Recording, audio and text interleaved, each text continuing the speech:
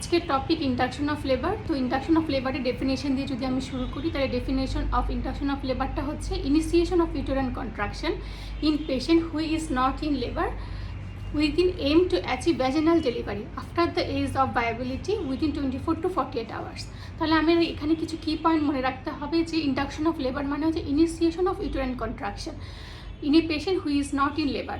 তো একজন পেশেন্ট তার সে লেবারে নাই এবং তাকে আমরা লেবার প্রসেসটা শুরু করতে যাচ্ছি বা তার ইউটেরাইন কন্ট্রাকশনটা আমরা শুরু করতে যাচ্ছি, সেটা হচ্ছে তাহলে initiation of uterine contraction in a patient who is not in labour.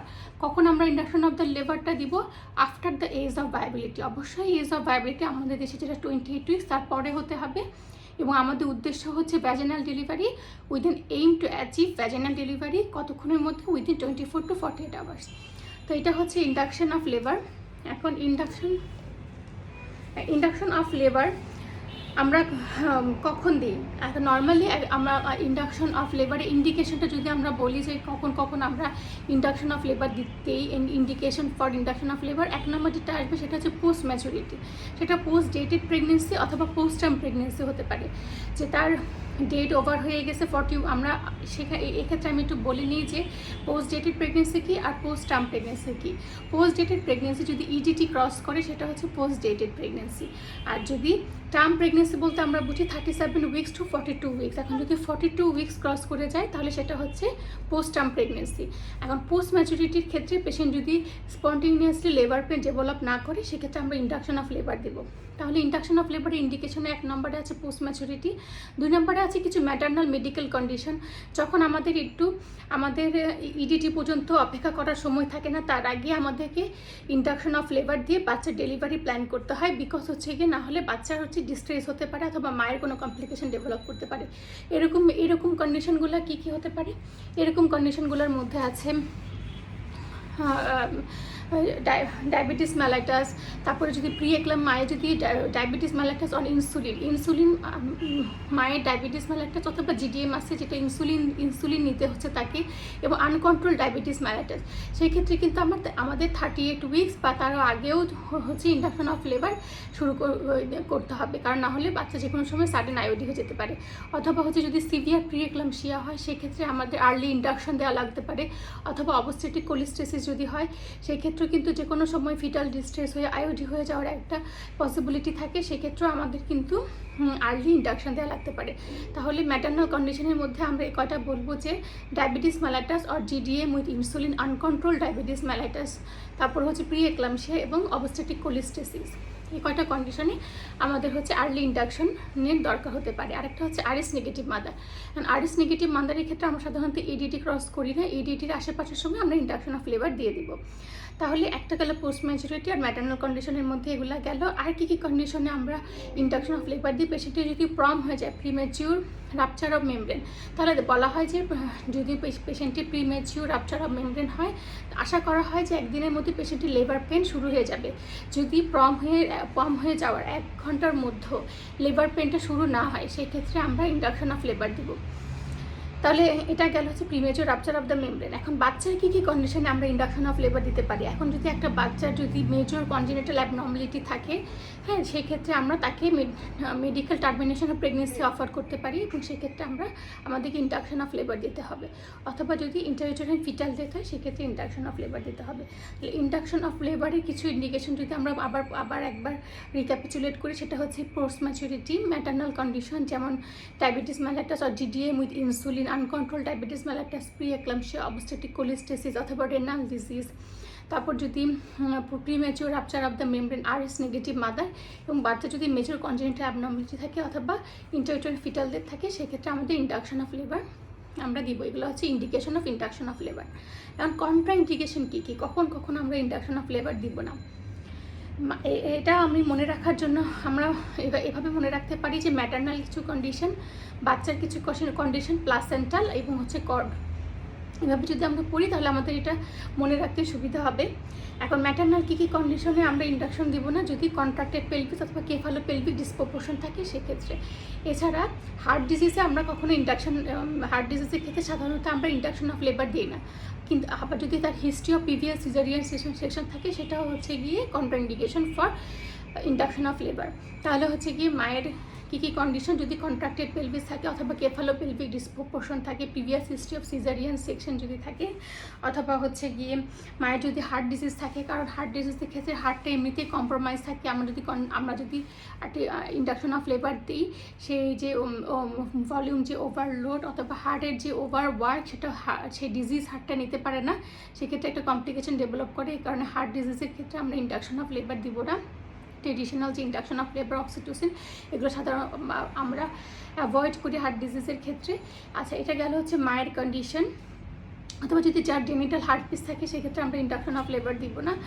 আচ্ছা, আর হচ্ছে যদি এখন প্লাসেন্টাল কী কী কন্ডিশনে আমরা induction of contra indication for induction of labour, যদি প্লাসেন্টা প্রিভিয়া থাকে অথবা আনএক্সপ্লেন ভ্যাজিনাল ব্লিডিং থাকে, যে তার ভ্যাজিনাল ব্লিডিং হচ্ছে কিন্তু তার কোনো কারণ খুঁজে পাওয়া যাচ্ছে না, সেটা হচ্ছে গিয়ে APH due to placenta praevia হতে পারে। সেটা যদি প্লাসেন্টা প্রিভিয়া হয় বা আনএক্সপ্লেন জেনিটাল ট্র্যাক্ট ব্লিডিং থাকে, তাহলে সেক্ষেত্রেও আমরা ইন্ডাকশন অফ লেবার দিব না। কর্ডের ক্ষেত্রে যদি কর্ড প্রলাপস হয় তাহলে এটা contraindicated for induction of labour. এখন বাচ্চার কী কী কন্ডিশনে আমরা ইন্ডাকশন অফ লেবার দিব না, যদি যে কোনো ধরনের ম্যাল প্রেজেন্টেশন বা যেমন ব্রিজ প্রেজেন্টেশন অথবা ট্রান্সভার্স লাই, অবলিক লাই, এসবের ক্ষেত্রে আমরা ইন্ডাকশন অফ লেবারটা দিব না বা কন্ট্রাইন্ডিকেশন ফর, এগুলো হচ্ছে contraindication for induction of labour. তাহলে আমরা যদি কন্ট্রাইন্ডিকেশন ফর ইন্ডাকশন অফ লেবারগুলো আবার একটু বলি, যে ম্যাটার্নাল কিছু কন্ডিশন যেমন কেফালোপেলভিক ডিসপ্রপোর্শন বা contracted pelvis, heart disease of mother, অথবা যদি মায়ের হচ্ছে প্রিভিয়াস সিজার থাকলে ইন্ডাকশন অফ লেবার দেওয়া যাবে না। এছাড়া হচ্ছে গিয়ে যদি প্লাসেন্টা প্রিভিয়া হয়, APH due to unexplained cause, cord prolapse, বাচ্চার যদি হচ্ছে ম্যাল প্রেজেন্টেশন যেমন ব্রিজ অথবা ট্রান্সভার্স লাই অথবা পাবলিক লাই থাকে, সেক্ষেত্রে কিন্তু আমরা হচ্ছে this are the contraindication for induction of labour. আচ্ছা, এখন timing of induction of labour কখন? আমি একটু আগে বললাম যে হাই রিস্ক কেসের ক্ষেত্রে এক এক পেশেন্টের ইন্ডাকশন অফ লেবারের টাইম এক এক রকম, এটা হচ্ছে ইন্ডিভিজুয়ালাইজ। যেমন যদি আমরা বলি যে ডায়াবেটিস পেশেন্ট ডিডিএম যদি একদম ডায়েট দিয়ে অথবা ওরাল হাইপোগ্লাইসেমিক এজেন্ট দিয়ে কন্ট্রোল থাকে, তাহলে কিন্তু আমরা একদম ডেট পর্যন্ত ওয়েট করতে পারি, তারপরে গিয়ে আমরা ইন্ডাকশন অফ লেবার প্ল্যান করতে পারি। কিন্তু যদি ডায়াবেটিস উইথ ইনসুলিন হয় অথবা আনকন্ট্রোল ডায়াবেটিস মেলাইটাস হয়, তাহলে কিন্তু আমাদের 38 উইক্সের বা 37 to 38 উইক্সের মধ্যে আমাদের ইন্ডাকশন অফ লেবার দিয়ে ডেলিভারি প্ল্যান করতে হবে। আবার যদি আরএস নেগেটিভ হয় তাহলে কিন্তু আমরা ইডিটি ক্রস করবো না। তারপর যদি সিভিয়ার প্রি এক্লাম্পসিয়া থাকে, সেই ক্ষেত্রে কিন্তু আমাদের ইন্ডাকশন অফ যদি লাং ম্যাচুরিটি হয়ে যায়, তাহলে কিন্তু আমাদের ইন্ডাকশন অফ লেবারটা শুরু করে দিতে হবে। অথবা যদি পেশেন্টের প্রম হয়ে যায় আফটার দ্য লাং ম্যাচুরিটি, সেক্ষেত্রে আমরা ইন্ডাকশন অফ লেবার আমরা শুরু করে দিতে পারি। কিন্তু নর্মালি যদি কোনো রকম কমপ্লিকেশন না থাকে একটা পেশেন্টের, প্রাইমি অথবা মাল্টি কোনো রকম কোমরবিডিটিস নাই, কোনো কমপ্লিকেশন নাই, সেক্ষেত্রে আমরা কখন ইন্ডাকশন অফ লেবার দিব? নর্মালি আমরা 41 উইক্সে ইন্ডাকশন অফ লেবারটা দিই। এখন এই যে 40 সপ্তাহ পর ডেট ওভার হয়ে যাওয়ার পর তখন কি আমরা বসে থাকবো? না, আমরা 40 সপ্তাহে আমরা বিষব স্কোর করবো। বিষব স্কোর করে সার্ভিক্সের যে স্ট্যাটাস সেটা দেখব এবং আমরা তখন সুইপিং করে দেবো। সুইপিংটাও কিন্তু একটা ইন্ডাকশন অফ লেবার, ঠিক আছে? সুইপিং করে দেবো এবং 41 উইক্সে গিয়ে আমরা তাকে ইন্ডাকশন অফ লেবারের জন্য প্ল্যান করব। এখন ইন্ডাকশন অফ লেবার করার আগে আমাদের কিছু কিছু জিনিস অ্যাসেস করে নিতে হবে। এটা আমরা প্রথমে হিস্ট্রি থেকে শুরু করব, যে আমরা একটা পেশেন্টকে ইন্ডাকশন দিব তার আগে আমাদের কী কী জিনিস অ্যাসেস করতে হবে।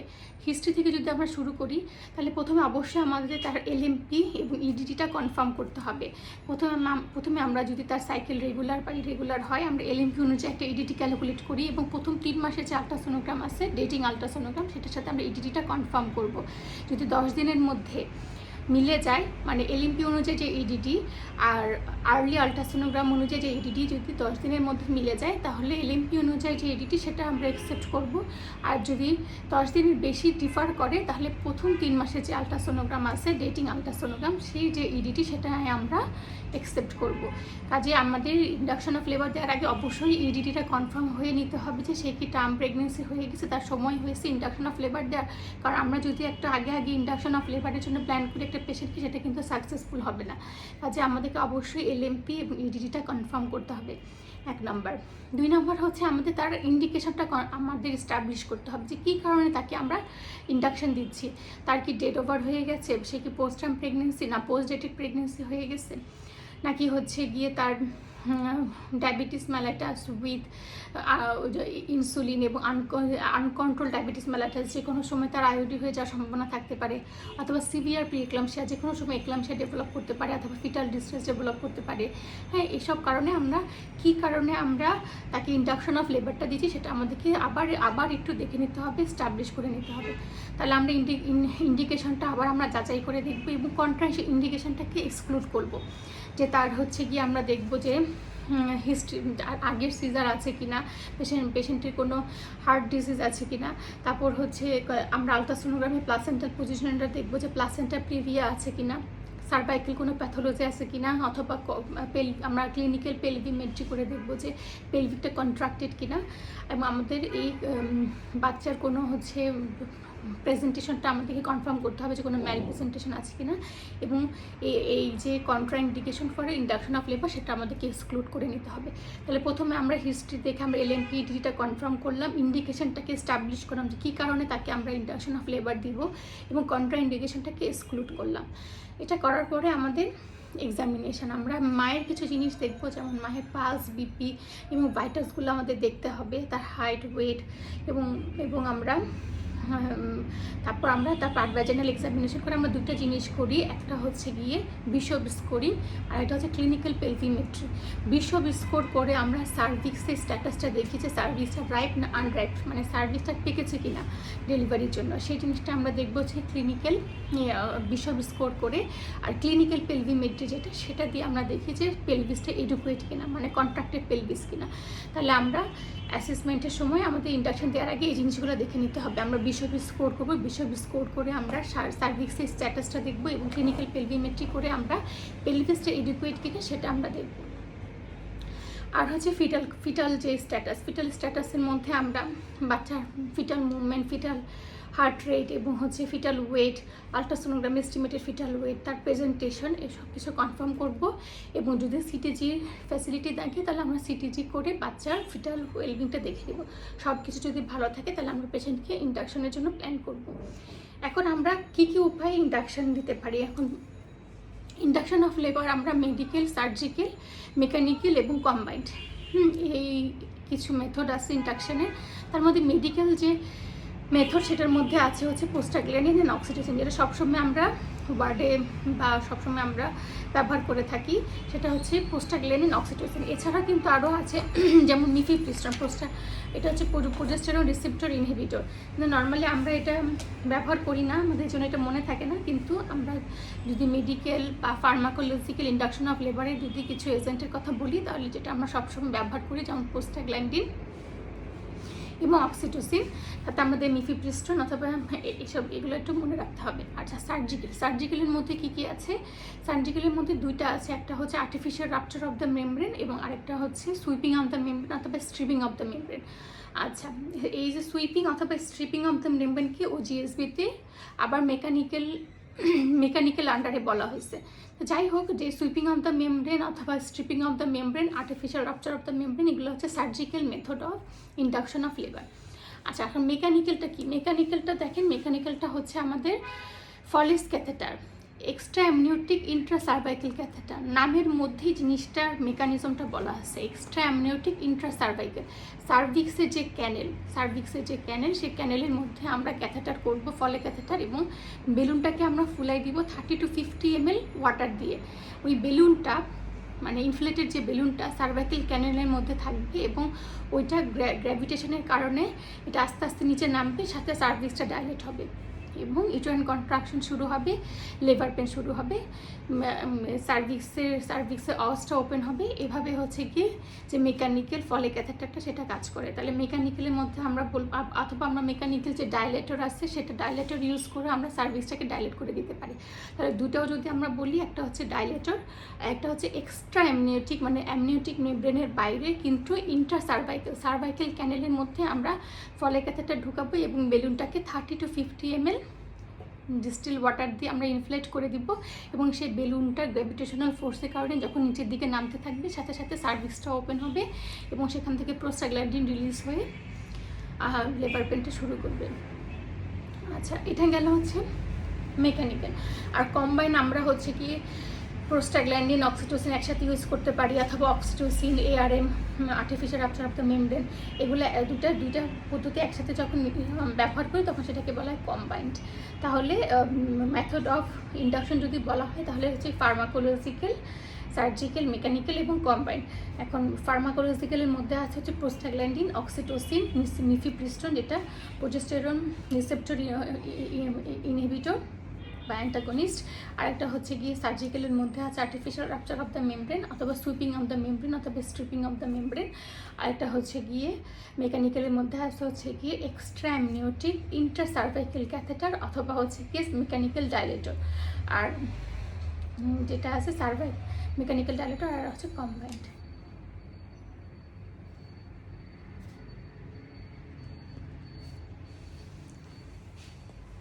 এখন সুইপিং অফ দ্য মেমব্রেন অথবা স্ট্রিপিং অফ দ্য মেমব্রেনটা আমরা তাহলে 40 উইক্সে যখন আসবে তখন পুরো পেশেন্ট আমাদের কাছে কোনো কমপ্লিকেশন নাই, কোনো পেশেন্টের কোনো কোমরবিডিটি নাই, 40 সপ্তাহে তার ডেট হয়ে গেছে জন্য আমাদের কাছে আসবে। তো আমরা তো তাকে ইজিলি 41 উইক্স পর্যন্ত ওয়েট করতে পারি, বা OGSB বা আমাদের দেশের প্রোটোকলে বলে যে 41 উইক্সে আমরা ইন্ডাকশন অফ লেবার দেবো। 41 উইক্স পর্যন্ত আমরা স্পন্টেনিয়াস অনসেট অফ লেবারের জন্য ওয়েট করতে পারি। কিন্তু এর সময় আমরা হচ্ছে কি তার 40 উইক্সে আমরা তার বিশপ স্কোর করবো, ক্লিনিক্যাল পেলভিমেট্রি করবো। বিশপ স্কোর করে আমরা হচ্ছে গিয়ে তার সার্ভিক্স, যখন আমরা বিষয়কে সার্ভাইকাল স্ট্যাটাস দেখবো তখন আমরা স্ট্রিপিং অফ দ্য মেমব্রেন অথবা সুইপিং অফ দ্য মেমব্রেন করে দিতে পারি। এই স্ট্রিপিং অফ দ্য মেমব্রেন বা স্ট্রিপিং অফ দ্য মেমব্রেন কীভাবে করা হয়? সার্ভিক্সের ক্যানেল দিয়ে আমরা আঙ্গুল ঢুকাই, যে অ্যামনিওটিক মেমব্রেনটা তো ডেসিডুয়ার সাথে লাগানো থাকে, এই যতটুকু সম্ভব আমরা হাত দিয়ে এরকম করে ঘুরাই অ্যামনিওটিক মেমব্রেনটাকে ডেসিডুয়া থেকে সেপারেট করে দিব। যখন এই অ্যামনিওটিক মেমব্রেনটা ডেসিডুয়া থেকে সেপারেট হবে তখন লোকাল প্রোস্টাগ্ল্যান্ডিন রিলিজ হবে।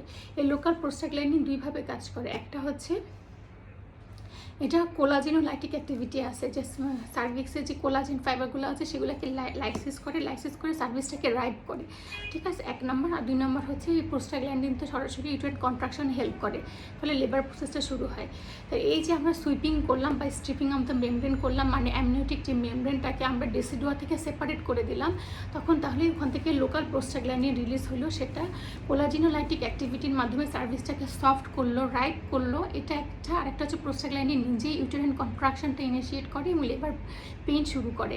তাহলে এই যে সুইপিং অফ দ্য মেমব্রেন অথবা স্ট্রিপিং অফ দ্য মেমব্রেন করার পরে লোকাল প্রোস্টাগ্ল্যান্ডিন রিলিজ হয় এবং লেবার প্রসেসটা শুরু হয়, এটাকে বলা হয় ফার্গাসন রিফ্লেক্স। আচ্ছা, তাহলে একটা সুইপিং অফ দ্য মেমব্রেন।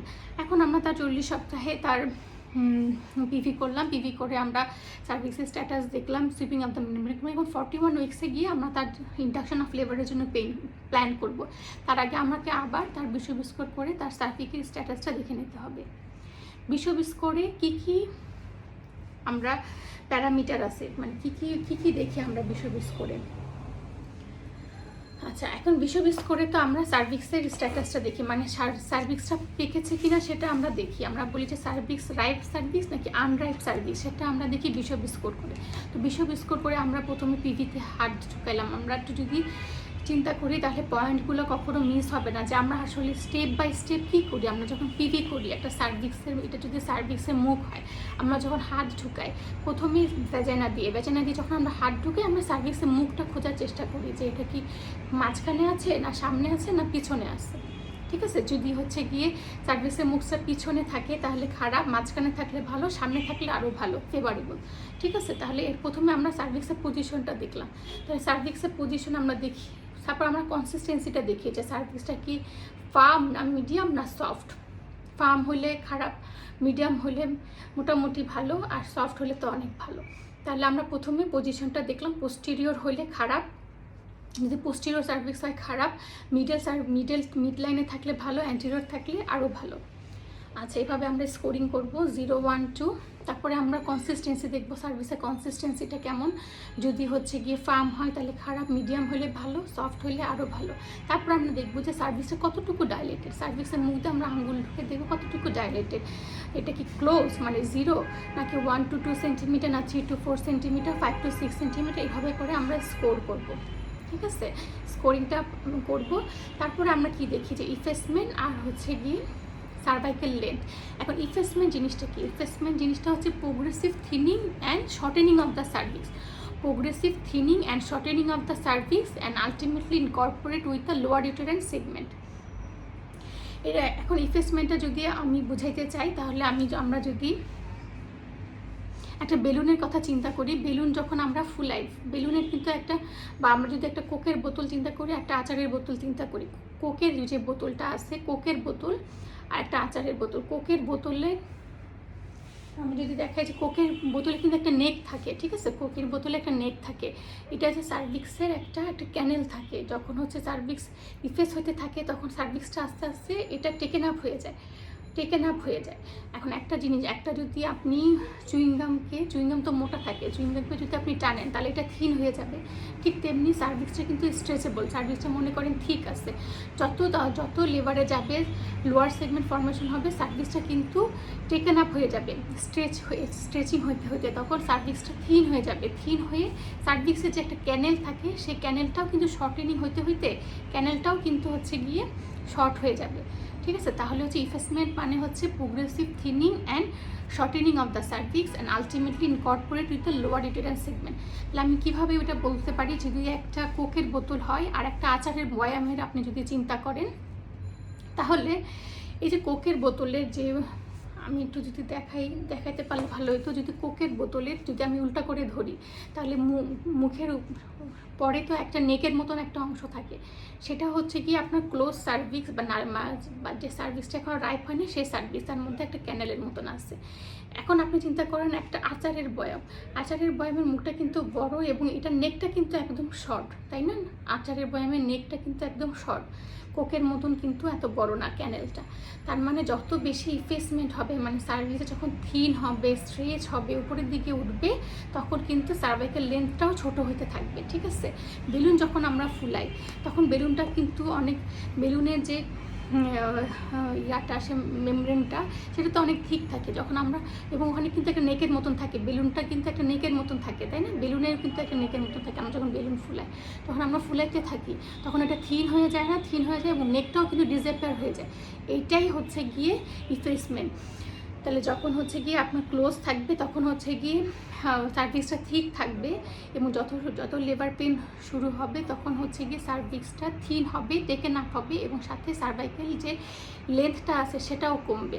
তাহলে ইফেসমেন্ট যত বেশি হবে লেন্থ তত কমতে থাকবে। এই জিনিসটা কি বোঝা গেছে? জাস্ট আপনি চিন্তা করেন একটা বেলুন ফুলাচ্ছেন, বেলুনের কিন্তু একটা নেকের মতন থাকে, ওই বেলুন আর নেকের মতন এটা হচ্ছে একদম নালিপেরা মানে একদম ক্লোজ সার্ভিক্স, যার একটা ক্যানেল সহ আছে, এবং যত এটা বড় হবে, ফুলেতে যত বড় হবে তখন এই নেকটা ডিসঅ্যাপিয়ার করে যাবে, মানে সার্ভাইকেল লেন্থটা কমবে এবং থিনিং হবে। এটাই হচ্ছে ইফেসমেন্ট। তাহলে ইফেসমেন্ট হচ্ছে progressive thinning and shortening of the cervix. এই জিনিসটা বোঝা গেছে, thinning and shortening of the cervix, এবং এই শর্টেনিং হয়ে সার্ভিক্সটা আলটিমেটলি লোয়ার ইউটেরাইন সেগমেন্টের সাথে ইনকর্পোরেট হয়ে যাবে। তাহলে এটাই হচ্ছে ইফেসমেন্ট। তাহলে আমরা প্রথমে বিষ করে হাত দিয়ে দেখলাম যে সার্ভিক্সের পজিশনটা, এটা কি পোস্টিরিয়র, মিডলাইন না অ্যান্টেরিয়র। ঠিক আছে, তারপর আমরা দেখলাম তার কনসিস্টেন্সি, এটা কি হচ্ছে কি ফার্ম না মিডিয়াম না সফট। তারপর আমরা আঙ্গুল দিয়ে দেখলাম তার ডাইলেটেশন, যে এটা কতটুকু ডাইলেট। তারপরে আমরা দেখলাম যে ইফেসমেন্ট কতটুকু ইফেসড হয়েছে, এবং তার লেন্থটা দেখলাম, সার্ভাইকেল লেন্থটা দেখলাম, এবং ইফেসমেন্ট যত বেশি হবে সার্ভাইকেল লেন্থ তত কমবে। ইফেসমেন্ট দেখলাম, লেন্থ দেখলাম, আর বাচ্চার পজিশন দেখলাম। এখন বাচ্চার স্টেশন সেটা হচ্ছে, যদি এই যে আমরা জানি সার্ভিক্সে দুটো অস থাকে, এক্সটার্নাল অস আর ভিতরে থাকে হচ্ছে ইন্টারনাল অস। এখন এক্সটার্নাল অস বা ইসচিয়াল স্পাইনাল লেভেলে যদি মাথাটা থাকে, বাচ্চার মাথাটা, সেটা হচ্ছে স্টেশন 0, তার একটু উপরে -1 আর একটু উপরে -2। এখন এই সার্ভিক্স বরাবর হচ্ছে 0, একটু নিচে মাথাটা পাইলাম তাহলে +1, আর একটু নিচে পাইলাম +2। তাহলে আমরা হাত ঢুকাবো, ঢুকে যদি এক্সটার্নাল অক্সের লেভেলই মাথাটা পেয়ে যায়, সেটা হচ্ছে গিয়ে জিরো স্টেশন না, মাথাটা আরেকটু উপরে -1, আরেকটু উপরে -2, আরও উপরে যে ধাক্কা দিলে মাথাটা চলে যাচ্ছে তাহলে মাথা এঙ্গেজটি হয় না, সেক্ষেত্রে -3 বা ফ্লোটিং হেড আমরা যেটা বলি, অথবা যে সার্ভিক্সের অক্স থেকে মাথাটা নিচে +1 +2, তাহলে এটা হচ্ছে স্টেশন। তাহলে এটা আর কখনো ভুল হবে না যে আপনারা যে বিশ করে আমরা কী কী দেখি জিজ্ঞেস করলে আমরা অনেক সময় মিলাইতে পারি না যে সবগুলা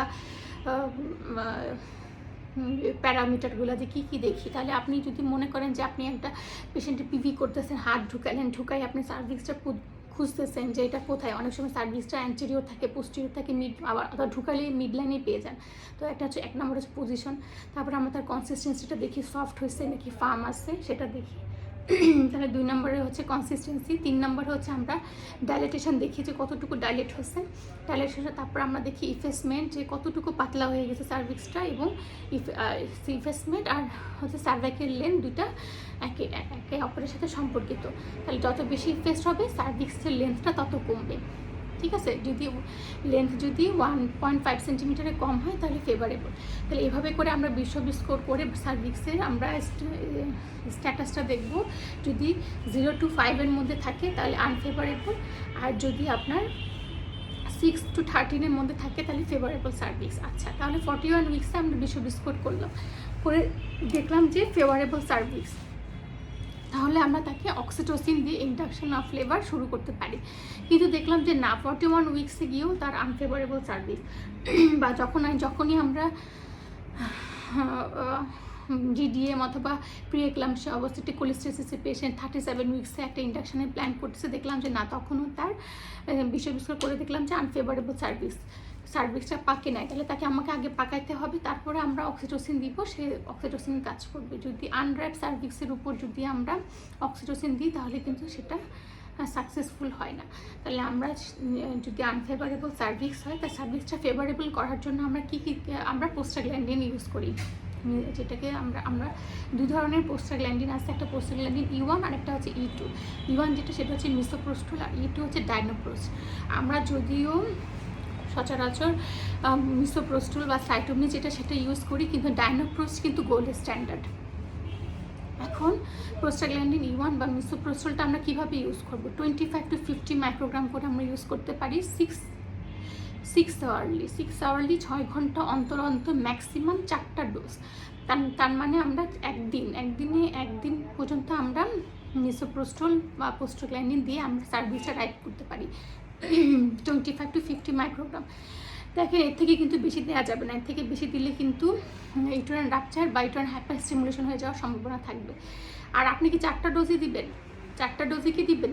প্রথমবার আপনি পিভি করলেন, দেখবেন যে সার্ভিক্স ফেভারেবল না, আপনি 25 মাইক্রোগ্রাম সাইটোমিস দিয়ে দিলেন, 6 ঘন্টার পর আপনি আবার স্কোর করবেন, তখন দেখলেন যে না, একটা সাইটোমিসের ডোজে তার সার্ভিক্সটা অনেক রাইপ হয়ে গেছে এবং পেশেন্টের ব্যথা শুরু হয়ে গেছে, তাহলে আর সেকেন্ড ডোজ দেওয়ার দরকার নেই। বা আপনি দেখলেন যে পিভি করে যে না, এখনও সার্ভিক্সটা ফেভারেবল না, পেশেন্টের ব্যথা শুরু হয় না, তাহলে আপনি সেকেন্ড ডোজ দিবেন। 6 ঘন্টা পর আবার সাইটোমিস দেওয়ার আগে তো আপনি আবার দেখে নেবেন যে সার্ভিক্সের স্ট্যাটাসটা কেমন। যদি হচ্ছে কি ফেভারেবল হয়েছে তাহলে দেওয়ার দরকার নেই, আর আনফেভারেবল থাকলে আপনি আবার সাইটোমিস দিলেন। সাইটোমিস আমরা দিতে পারি 25 to 50 microgram 6 hourly, maximum 4 dose after assessing the cervical status. Assess করে আমাদেরকে দিতে হবে। আচ্ছা, তারপরে আমরা সার্ভিসটাকে রাইট করে নিলাম, অক্সিটোসিন দিয়ে তারপর আমরা তার ইন্ডাকশনটা শুরু করবো। অক্সিটোসিন দিয়ে আমরা কীভাবে শুরু করি? নর্মালি ওয়ার্ডে যেটা আমরা করি সেটা হচ্ছে 500 হার্টসল অথবা নর্মাল স্যালাইনের মধ্যে প্রাইমি হলে 5 ইউনিট আর মাল্টি হলে 2.5 ইউনিট অক্সিটোসিন দিয়ে আমরা ইন্ডাকশন অফ লেবারটা শুরু করি। কিন্তু ওডিএসবির বইয়ে বলা আছে যে প্রাইমি মাল্টি দুজনকে 500 ml, নর্মাল স্যালাইনের মধ্যে 2.5 ইউনিট অক্সিটোসিন দিয়ে আমরা শুরু করতে। ঠিক আছে, তাহলে আমি দুটোই বলে দিলাম। তা ওয়ার্ডে আমরা যেটা করি যে প্রাইমির ক্ষেত্রে 5 ইউনিট আর মাল্টির ক্ষেত্রে 2.5 unit oxytocin in 500 ml of হার্টসলের মধ্যে দিয়ে আমরা ইন্ডাকশন অফ লেবারটা শুরু করবো at the rate of 10 drops per minute. 10 drops আমরা শুরু করব এবং increase by 10 drops per minute every 30 minute. 30 minute পর আমরা 10 ড্রপস করে বাড়াবো। কতক্ষণ পর্যন্ত বাড়াবো? Until effective contraction. এখন ইফেক্টিভ কন্ট্রাকশন বলতে আমরা কি বুঝি, 10 মিনিটে থেকে যদি 3টা থেকে 4টা কন্ট্রাকশন আসে এবং প্রতিটা যদি 40 সেকেন্ডের মতো লাস্ট করে, তাহলে সেটা হচ্ছে ইফেক্টিভ কন্ট্রাকশন, অথবা ম্যাক্সিমাম 60 ড্রপস পার মিনিট। এর বেশি আমরা যাব না। আচ্ছা, এর বেশি তো আর যাওয়াই যাবে না, রানিং ডোজ হচ্ছে 60 ড্রপস পার মিনিট। তাহলে আমরা কীভাবে শুরু করলাম, মাল্টি হলে 5 মিনিট, আর মাল্টি হলে 5 মিনিট, প্রাইমি হলে 5 মিনিট, আর মাল্টি হলে 2.5 minute oxytocin in 500 ml of হার্ডসোল অথবা normal saline IV at the rate of 10 drops per minute, increased by 10 drops per minute every 30 minutes until effective contraction or maximum 60 drops per minute। আচ্ছা, এই যে induction আমরা শুরু করলাম, তো induction শুরু করার সময় কিন্তু এই যে আমরা যে আধা ঘন্টা পর পর 10 ড্রপস করে বাড়াচ্ছি, তার আগে আমাদেরকে কী কী দেখতে হবে, আমার পেটে হাত দিয়ে তো ইউটেরাইন কন্ট্রাকশনটা দেখে নিতে হবে যে তার 10 মিনিটে কয়টা কন্ট্রাকশন আসতেছে, এডিকুয়েট কিনা। যদি এডিকুয়েট চলে আসে, তাহলে সেই যে ড্রপসে তার ইফেক্টিভ কন্ট্রাকশন শুরু হয়ে গেছে, আমরা ওই ড্রপসে কন্টিনিউ করবো। আরেকটা ফিটাল হার্ট রেটটা আমাদেরকে অবশ্যই দেখতে হবে যে কোনো ফিটাল ডিস্ট্রেস হচ্ছে নাকি, ব্র্যাডিকার্ডিয়া, ট্রাকিকার্ডিয়া বা ইরেগুলার ফিটাল হার্ট রেট আমরা পাচ্ছি নাকি, সেটা আমাদেরকে অবশ্যই দেখে নিতে হবে। তারপরে আমরা 10 ড্রপস করে বাড়াইতে থাকবো এবং যে ড্রপসে আমাদের ডিজায়ার্ড বা ইফেক্টিভ ইউটেরাইন কন্ট্রাকশনটা অ্যাচিভ হবে, সেই ডোজে আমরা কন্টিনিউ করব, আর অথবা ম্যাক্সিমাম 60 ড্রপস পার মিনিট। ঠিক আছে, এখন 500 ml হার্টসল শেষ হয়ে গেল, তারপর পেশেন্টের লিভার পেইন বা ইউটেরাইন কন্ট্রাকশন শুরু হইল না, তখন আমরা সেকেন্ড ব্যাগ শুরু করব। ওজিএসপি প্রোটোকলে বলছে সেকেন্ড ব্যাগ শুরু করতে, ওজিএসপি প্রোটোকলটাতে আমরা থেকে বলছে সেকেন্ড ব্যাগটা শুরু করতে 5 মিনিট দিয়ে। ওজিএসপি প্রোটোকলে বলছে যে প্রাইমি অথবা মাল্টি দুজনকেই প্রথমে 2.5 মিনিট দিয়ে শুরু করতে, কিন্তু আমরা মেনলি ওয়ার্ডে প্রাইমিতে 5 মিনিট আর মাল্টিতে 2.5 মিনিট দিয়ে শুরু করি। আচ্ছা, তাহলে প্রথম ব্যাগটা শেষ হয়ে গেল, কিন্তু কোনো লেবার পেইন বা ইউটেরাইন কন্ট্রাকশন হলো না, তাহলে আমরা সেকেন্ড ব্যাগটা শুরু করব। সেকেন্ড ব্যাগটা আমরা 5 মিনিট দিয়ে শুরু করব, কিন্তু ড্রপসটা হবে 30 ড্রপস পার মিনিট। ঠিক আছে, তাহলে ফার্স্ট ব্যাগটা শেষ, পেশেন্টের কোনো ইউটেরাইন কন্ট্রাকশন হইল না, তার কোনো ব্যথা শুরু হইল না, আমরা আবার সেকেন্ড একটা ব্যাগ শুরু করব। সেখানে 500 ml হার্টসলের মধ্যে আমরা 5 মিনিট অক্সিটোসিন দিব। প্রাইমি অথবা মাল্টি দুটার ক্ষেত্রে 5 মিনিট অক্সিটোসিন দিয়ে আমরা কত ড্রপসে চালাবো, 30 ড্রপস পার মিনিটে আমরা চালাবো।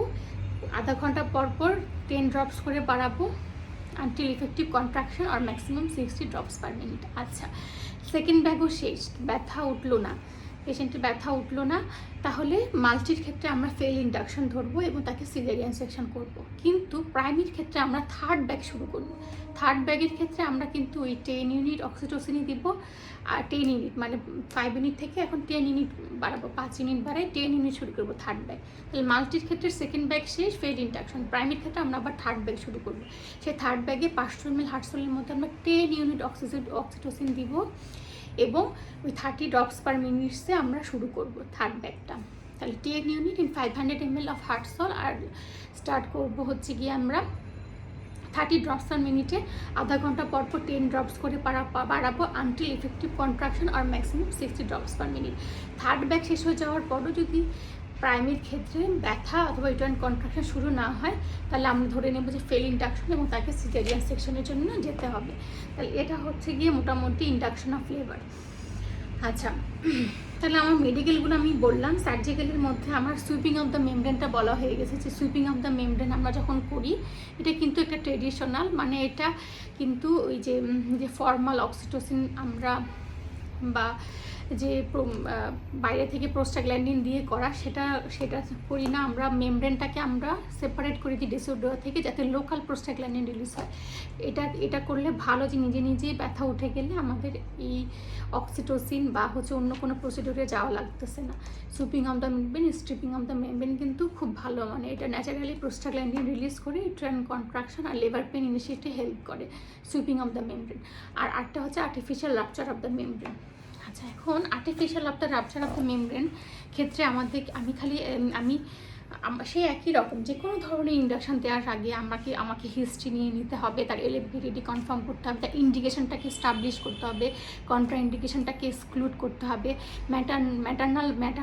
ভাইটাল প্যারামিটার্সগুলো দেখতে হবে, ফিটাল কন্ডিশন দেখতে হবে, এবং এসব কিছু দেখে টেখে আমরা হচ্ছে ইন্ডাকশন অফ লেবারের জন্য প্ল্যান করবো। এখন যখন আর্টিফিশিয়াল রাপচার অফ মেমব্রেন আমরা দুইটা কেসে দিতে পারবো না। একটা হচ্ছে আইওডিতে আমরা কখনো artificial rupture of the membrane করবো না, তাহলে ইনফেকশন হয়ে যাওয়ার সম্ভাবনা থাকে। আরেকটা হচ্ছে যদি এসবিএস এজি পজিটিভ থাকে অথবা এইচআইভি পজিটিভ থাকে, সেক্ষেত্রেও আমরা কখনো artificial rupture of the membrane করবো না। এখন প্রেফার কখন করি আমরা artificial rupture of the membrane? আমরা কখন প্রেফার করি? পোস্ট ম্যাচুরিটির ক্ষেত্রে। কারণ পোস্ট ম্যাচুরিটির ক্ষেত্রে একটা সম্ভাবনা থাকে যে ফিটাল ডিস্ট্রেস, মিকোনিয়াম স্টেন লাইকার হয়ে যাওয়ার একটা সম্ভাবনা থাকে। এ কারণে আমরা যদি এআরএমটা করে দিই তাহলে আমরা লাইকার কালারটা দেখতে পারবো, এবং হচ্ছে কি এআরএম করে দিলে দেখা যাচ্ছে প্রচুর লোকাল প্রোস্টাগ্ল্যান্ডিন রিলিজ হয় এবং পেশেন্ট কিন্তু লিভার পেন শুরু হয়ে যায়। আরেকটা হচ্ছে সিভিয়ার পিআইএইচ অথবা প্রিএক্লাম্পসিয়া, অনেক প্রেশার বেশি, সেক্ষেত্রেও যদি বা পলিহাইড্রামস আমরা যদি হচ্ছে গিয়ে কন্ট্রোল এআরএম করি তাহলে দেখা যায় যে হচ্ছে কি তার প্রেশারটা কমে যায়। কন্ট্রোল এআরএম করি। আচ্ছা, এআরএম করার সময় আমাদেরকে একটু সতর্ক থাকতে হবে। এআরএমটা এআরএম করার আগে আমাদের পিপি করে দেখতে হবে হেডটা এঙ্গেজ হয়েছে কিনা। ঠিক আছে, হেড যদি এঙ্গেজ না হয়, আমরা যদি এআরএম করে দিই তাহলে ওই জায়গায় আশেপাশে অনেক জায়গা থাকে, হেডের আশেপাশে অনেক জায়গা থাকে, সেখান দিয়ে কর্ড প্রোলাপস হয়ে যেতে পারে। কিন্তু যদি আপনার হেডটা যদি আপনার সার্ভিক্সে এঙ্গেজ হয়ে যায়, পেলভিসে যদি এঙ্গেজ হয়ে যায়, তাহলে কিন্তু আশেপাশে জায়গা আর থাকে না, কর্ড প্রোলাপস হওয়ার সম্ভাবনাটা কমে যায়। আর যদি স্টেশনটা একটু উপরেও থাকে, মাথা যদি একটু উপরেও থাকে, এআরএম আমরা যখন করব তার আগে আমরা সাধারণত একটু অক্সিটোসিন দিয়ে নিই। ইউটেরাইন কন্ট্রাকশন হইলে আমরা উপর থেকে হেডটা ফিক্সড করে এআরএম করি। এআরএম করার পরে আমরা ওই জায়গায় কিন্তু হাতটা রেখে দিই আর মাথাটা ফিক্সড রাখি এবং ফ্লুইডটাকে আস্তে আস্তে ড্রেন হতে দিই, হঠাৎ করে যাতে গার্স অফ ফ্লুইড বের হয়ে না যায়। সেক্ষেত্রে কিন্তু কর্ড প্রোলাপস অ্যাব্রাপশিয়া প্লাসেন্টা হওয়ার সম্ভাবনা থাকে। ঠিক আছে, তাহলে এআরএম করার আগে এটা আমাদেরকে একটু দেখতে হবে যে হেড এঙ্গেজড হয়ে গেলে খুব ভালো। যদি এঙ্গেজড হয় কিন্তু মাথা তাও উপরের দিকে থাকে, সেক্ষেত্রে আমরা একটু অক্সিটোসিন দিয়ে ইউটেরাইন কন্ট্রাকশন করে মাথাটাকে উপর থেকে একটু ফিক্সড করে এআরএম করব। এআরএম করে আমরা হাতটা সরাই নিব না এবং একটা কন্ট্রোল ড্রেনেজ অফ ফ্লুইডটা হইতে দিব, যাতে করে সাডেন যাতে ফ্লুইড লিকেজ হয়ে সাডেন একটা ডিকম্প্রেশন হয়ে যাতে কর্ড প্রোলাপস অথবা অ্যাব্রাপশন প্লাসেন্টাটা না হয়। এবং আমরা এআরএম করি দুইটা জিনিস দিয়ে, একটা হচ্ছে অ্যামনিও হুক, একটা হুকের মতন থাকে, অথবা আমরা হচ্ছে ককার্স ফরসেপে টিপে একটা টুথের মতন থাকে, ওটা দিয়ে আমরা করতে পারি। অথবা যদি অনেক এফিসিয়েন্ট হয় তাহলে আমরা ফিঙ্গার নেল দিয়েও আমরা কিন্তু এআরএম করতে পারি। এটা গেল। আর এআরএম করার আগে এবং পরে কিছু সতর্কতা আছে, যেমন আপনাকে অবশ্যই এআরএম করার আগে ফিটাল হার্ট রেটটা দেখে নিতে হবে যে বাচ্চার হার্টবিট কেমন আছে। এবং এআরএম আপনি করার পরে আপনার 4টা কাজ আছে। 1 নম্বর হচ্ছে আপনি লাইকার কালারটা দেখবেন, 2 নম্বর হচ্ছে কর্ড প্রোলাপস হয়েছে কিনা সেটা দেখতে হবে, 3 নম্বর হচ্ছে আবার ফিটাল হার্ট রেটটা দেখতে হবে, 4 নম্বর হচ্ছে গিয়ে আমাদের আইভি অ্যান্টিবায়োটিক দিতে হবে। কারণ আমরা যখন artificial rupture of the membrane করে দিলাম তখন কিন্তু তার কোরিয়া অ্যামনাইটিস হওয়ার সম্ভাবনা থাকে। তাহলে এআরএম করার আগে এই জিনিসগুলো আমাদেরকে, কারণ এআরএম এর কমপ্লিকেশনই হচ্ছে কর্ড প্রোলাপস, অ্যাব্রাপশিও প্লাসেন্টা, এসব জিনিসগুলো হতে পারে, ইনফেকশন, কোরিয়া অ্যামনাইটিস। কাজে আমাদের এগুলো প্রিভেন্ট করার জন্য আমরা এআরএম করার আগে হেডটাকে আমরা একটু ফিক্সড করে নিব, দরকার হলে একটু অক্সিটোসিন দিয়ে নেব, কন্ট্রোল ড্রেনেজ অফ ফ্লুইড হতে দিব, হওয়ার আগে বাচ্চার হার্টবিটটা দেখব, এআরএম করার আগে বাচ্চার হার্টবিটটা দেখব, পরে আবার হার্টবিটটা দেখব যে কোনো ব্রাডিকার্ডিয়া আছে নাকি, তারপর আমরা দেখব যে লাইকারের কালারটা কীরকম, কোনো কর্ড প্রোলাপস আছে নাকি, ফিটাল হার্ট রেট তো দেখলামই, আর আইভি অ্যান্টিবায়োটিক দিব যাতে কোরিয়া অ্যামনাইটিস না হয়।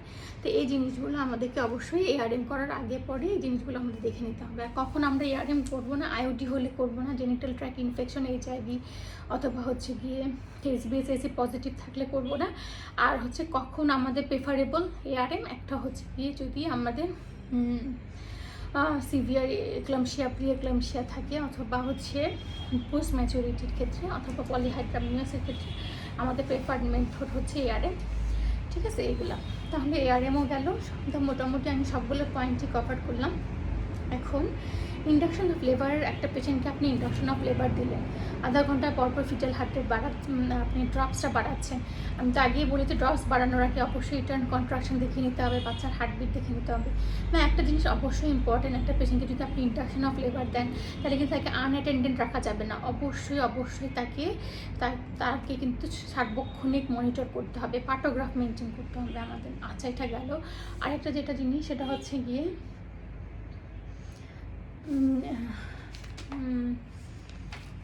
আরেকটা যেটা আমি বলতে চাচ্ছিলাম, কী কমপ্লিকেশন হতে পারে ইন্ডাকশন অফ লেবার আপনি দিচ্ছেন, কী কমপ্লিকেশন হতে পারে। দেখা যায় যে ইন্ডাকশন অফ লেবার দিলে ইউটেরাইন ট্রাকে সিস্টল হতে পারে, ঠিক আছে, ইউটেরাইন হাইপার স্টিমুলেশন হতে পারে, যে সারাক্ষণ টনিক্যালি কন্ট্রাক্টেড ইউটেরাস হয়ে যাবে, সারাক্ষণই কন্ট্রাকশন হচ্ছে, তার ইন বিটুইন কন্ট্রাকশন কোনো রিল্যাক্সেশন নাই, এটা তো খারাপ। কারণ কন্ট্রাকশন হবে, রিল্যাক্সেশন হবে, কন্ট্রাকশনের সময় বাচ্চা ব্লাড সাপ্লাই পায় না, রিল্যাক্সেশনের সময় আবার ব্লাড সাপ্লাই পায়, এটাই তো নর্মাল, তাই না? কিন্তু এটা যদি না হয়, যদি টনিক্যালি কন্ট্রাকশন, যে সারাক্ষণই তার ব্যথা হচ্ছে, অক্সিটোসিন দিচ্ছেন, সেটা খারাপ, সেটা হতে দেওয়া যাবে না। ইউটেরাইন হাইপার স্টিমুলেশন হতে পারে, ইউটেরাইন হাইপার স্টিমুলেশন হওয়া থেকে আবার ইউটেরাইন রাপচারও হয়ে যেতে পারে, বাচ্চা হচ্ছে মিকোনিয়াম পাস করে দিতে পারে, ফিটাল ডিস্ট্রেস হতে পারে। যদি আপনি এআরএম করেন তাহলে কর্ড প্রোলাপস হতে পারে, অ্যাব্রাপশিও প্লাসেন্টা হতে পারে, ব্লিডিং হতে পারে, কোরিয়ানাইটিস হতে পারে। তো এগুলো হচ্ছে আপনার complication of induction of labour, যে কী কমপ্লিকেশন হতে পারে, ঠিক আছে। আর ইন্টারসার্ভাইকেল ক্যাথেটার যেটা, সেটা কিন্তু বাইরের দেশে অনেক একটা প্রেফারেবল একটা method of induction of labour, ওটা অহরহ ইন্ট্রাসার্ভাইকেল ক্যাথেটার করে থাকে। আচ্ছা, ইন্টারসার্ভাইকেল ক্যাথেটার একটা আমাদের তো যেটা বললাম যে এক এক কন্ডিশনে আমাদের এক একটা ইন্ডাকশন অফ লেবার আমরা একটু প্রেফার করি। যেমন হচ্ছে যদি পোস্ট মেজরিটির ক্ষেত্রে আপনি একটু আর্লি স্টেজেই আপনি একটু এআরএম করে দিবেন লাইকার কালারটা দেখার জন্য, তাই না? সেরকমই আমরা ইন্টারসার্ভিক্যাল ক্যাথেটারটা মেনলি আইওডি হলে আমরা কিন্তু ইন্টারসার্ভিক্যাল যে ক্যাথেটার সেটা প্রেফারেবল, সেটা আইওডির ক্ষেত্রে এটা ভালো কাজ করে। ইন্টারসার্ভিক্যাল ক্যাথেটার আপনি করলেন, সার্ভাইকেল ক্যানেলের মধ্যে ক্যাথেটারটা ঢুকায় বেলুনটা 30 থেকে 50 ml ডিস্টিল ওয়াটার দিয়ে ফুলাই দিলেন, ওই বেলুনের চাপে চাপে চাপে চাপে সার্ভিসটা খুলে যাবে, প্রোস্টাগ্ল্যান্ডিন রিলিজ হবে এবং হচ্ছে গিয়ে লেবার পেন শুরু হবে, ঠিক আছে। এটা হচ্ছে গিয়ে ইন্টারসার্ভাইকেল যে ক্যাথেটার, যদি 24 ঘন্টার মধ্যে যদি ক্যাথেটারটা পড়ে না যায়, ব্যথা শুরু না হয়, তাহলে আমরা এটা খুলে ফেলবো এবং অন্য পদ্ধতি আমরা অ্যাডপ্ট করব।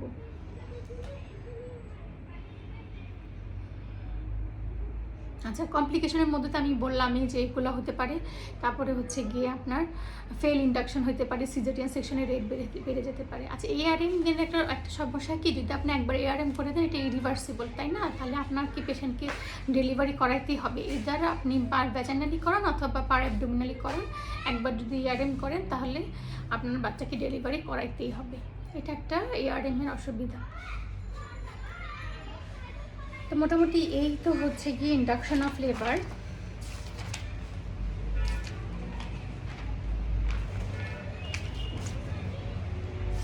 আচ্ছা, আমরা কিন্তু হচ্ছে গিয়ে ইন্ডাকশন অফ লেবারের আগে পেশেন্টের থেকে কোনো লিখিত কনসেন্ট নেই না, কিন্তু এটা কিন্তু আমাদের মৌখিক এবং লিখিত কনসেন্ট দুটাই নিয়ে নিতে হবে, এটা কিন্তু ইম্পর্টেন্ট, ঠিক আছে। আমরা ইন্ডাকশন অফ লেবার করার আগে পেশেন্টকে আমাদেরকে বোঝাইতে হবে, তাকে পুরো প্রসিডিওর, যে আমরা কোন পদ্ধতিতে তার যা সার্ভিসটাকে আমরা পাকাইতে চাচ্ছি বা রাইড করতে চাচ্ছি, কীভাবে তাকে আমরা লেবার পেনটা ইনিশিয়েট করতে চাচ্ছি, সেগুলো আমরা আগে বলে দিতে হবে এবং এটা লিখিত কনসেন্ট নিতে হবে।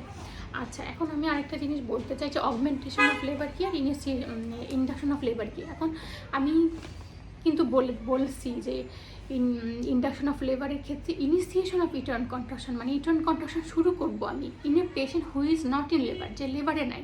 আর অগমেন্টেশন হচ্ছে কি পেশেন্ট অলরেডি ইন লেবার, তার ইটার্ন কন্ট্রাকশন আছে কিন্তু ব্যথাটা এডুকুয়েট না, তার হচ্ছে গিয়ে 10 মিনিটে হয়তো একটা কন্ট্রাকশন আসতেছে, 10 সেকেন্ড অথবা 15 সেকেন্ড থাকতেছে, এবং 2-3 ঘন্টা পরেও ওই একই রকম 10 মিনিটে একটা কি দুটো কন্ট্রাকশন আসতেছে, 10 কি 20 সেকেন্ড থাকতেছে।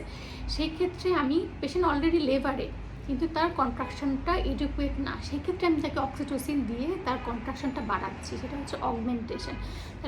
তাহলে ইন্ডাকশন অফ লেবার আর অগমেন্টেশন অফ লেবারের মধ্যে কিন্তু অনেক পার্থক্য আছে। ইন্ডাকশন অফ লেবার মানে হচ্ছে পেশেন্ট একদমই লেবারে নাই, তাকে আমরা হচ্ছে গিয়ে লেবার পেন শুরু করাতে চাচ্ছি বা রিটার্ন কন্ট্রাকশন শুরু করাতে চাচ্ছি। আর অগমেন্টেশন হচ্ছে কি patient is already in labour কিন্তু তার রিটার্ন কন্ট্রাকশনটা এডুকুয়েট না, ব্যথাটা এডুকেট না, সেটাকে আমরা এক্সিলারেট বা বাড়াইতে চাচ্ছি, সেটা হচ্ছে অগমেন্টেশন অফ লেবার। দুটোর মধ্যে একটু ডিফারেন্স আছে। আর পার্টোগ্রাফ আমাদেরকে অবশ্যই মেনটেন করতে হবে। পার্টোগ্রাফ নিয়ে একটা এই ক্লাসও এই ভিডিওতেও বলা যায় অথবা পরবর্তীতে পার্টোগ্রাফ নিয়ে অন্য আরেকটা ক্লাসও করা যায়। আমাদের যেটাই হোক, পেশেন্ট স্পন্টেনিয়াস লেবারে যাক অথবা আমরা ইন্ডাকশন অফ লেবারে দিই, অবশ্যই আমাদের পার্টোগ্রাফটা মেনটেন করতে হবে। পার্টোগ্রাফ যদি আমরা মেনটেন করি তাহলে আমরা মায়ের স্ট্যাটাস দেখতে পারবো, বাচ্চার স্ট্যাটাস দেখতে পারবো, লেবার প্রোগ্রেশন হচ্ছে কিনা এগুলো আমরা দেখতে পারবো। এবং এই যে ড্রপসগুলো দেখা যায় যে ঠিক মতন মানে বাড়ানো হয় না, সেটা বাড়ানো হচ্ছে কিনা সেটা মনিটর করতে পারবো। আচ্ছা, পার্টোগ্রাফ ইজ ভেরি ইম্পর্টেন্ট। পার্টোগ্রাফে যদি আমরা মেনটেন করতে পারি, নর্মালি আমরা করতে পারি না বা করি না, কিন্তু যদি আমরা পার্টোগ্রাফটা মেনটেন করি তাহলে কিন্তু একেবারে ম্যাটারনাল ফিটাল কন্ডিশন প্লাস হচ্ছে প্রোগ্রেস অফ লেবার তিনটেই আমরা সুন্দরভাবে মনিটর করতে পারবো ইন্ডাকশন লেবার। কিন্তু লাস্ট আমি যে কথাটা বলতে চাই যে ইন্ডাকশন অফ লেবার, আচ্ছা আমরা যেটা অক্সিটোসিন দিয়ে শুরু করি, এটা একটু বলে রাখি যে অক্সিটোসিন কিন্তু অবশ্যই ফ্রিজে রাখতে হবে 8 ডিগ্রি সেন্টিগ্রেডে। আমরা যদি নর্মালি ওয়ার্ডে অক্সিটোসিন ফেলে রাখি, সেটা দিয়ে ইন্ডাকশন দিয়ে এবং বলি যে না ব্যথা ওঠে না, সিজার করে ফেললাম, তাহলে কিন্তু এটা হইল না। কারণ অক্সিটোসিন কিন্তু ফ্রিজে থাকতে হবে এবং এটা কিন্তু রেফ্রিজারেটেড করে রাখতে, নাহলে তার ইফিকেসিটা নষ্ট হয়ে যাবে। ঠিক আছে, তাহলে আমাদের যদি আনরাইপ সার্ভিক্স হয়, আনফেভারেবল সার্ভিস লেস দ্যান 6, তাহলে আমরা কিন্তু সার্ভিসটাকে আগে রাইপ করবো প্রোস্টাগ্ল্যান্ডিন দিয়ে। আমরা 25 to 50 microgram 6 hourly, maximum 4 dose আমরা দিতে পারি। এবং সার্ভিস যদি পেকে যায় তার 6 ঘন্টা পরে আমরা অক্সিটোসিন দেওয়া শুরু করব। অক্সিটোসিন আমরা প্রাইমির ক্ষেত্রে 5 ইউনিট ইন 500 ml হার্টসোল অথবা নর্মাল স্যালাইন, মাল্টির ক্ষেত্রে 2.5 unit in 500 ml normal saline দিয়ে শুরু করবো 10 ড্রপসে। আধা ঘন্টা পর 10 ড্রপস করে বাড়াবো আনটিল ইফেক্টিভ কন্ট্রাকশন আর হচ্ছে গিয়ে ম্যাক্সিমাম 60 ড্রপস পার মিনিট। এখন প্রথম ব্যাগ শেষ হয়ে গেল, কোনো পেন উঠলো না, আমরা সেকেন্ড ব্যাগ শুরু করব 5 ইউনিট দিয়ে, কিন্তু ড্রপসটা হবে 30 ড্রপস পার মিনিট। আধা ঘন্টা পর 10 ড্রপস করে বাড়াবো। এবং যদি সেকেন্ড ব্যাগ শেষ হয়ে যাওয়ার পরও যদি হচ্ছে ব্যথা শুরু না হয়, তাহলে মাল্টির ক্ষেত্রে ফেইল্ড ইন্ডাকশন আমরা সিজারিয়ান সেকশন করব। এবং প্রাইমির ক্ষেত্রে যদি আমরা আবার থার্ড ব্যাগ শুরু করব, সেখানে আমরা 10 ইউনিট দেবো, 10 ইউনিট অক্সিটোসিন 500 ml নর্মাল স্যালাইনের মধ্যে দিয়ে 30 ড্রপস পার মিনিট দিয়ে শুরু করব। আধা ঘন্টা পর 10 ড্রপস করে বাড়াবো। যদি থার্ড ব্যাগ শেষ হওয়ার পরেও যদি ইউট্রাইন কন্ট্রাকশন যদি না হয়, তাহলে প্রাইমারি ক্ষেত্রে ফেইল্ড ইন্ডাকশন করবো, আমি সিজারিয়ান সেকশন করবো। এই প্রোটোকলটা আমি ওজিএসবি থেকে বলছি, এটাই। আর এই তো এতটুকু ছিল ইন্ডাকশন অফ লেবার। আরও অনেক কিছু আছে, প্রতিটা মেথড সম্পর্কে আমাদের ডিটেলস অনেক কিছু পড়ার আছে, কিন্তু অ্যাজ এ হোল যদি শর্টকাট সামারাইজ করে বলতে চাই, তাহলে এটাই ছিল হচ্ছে কি induction of labour. Thank you.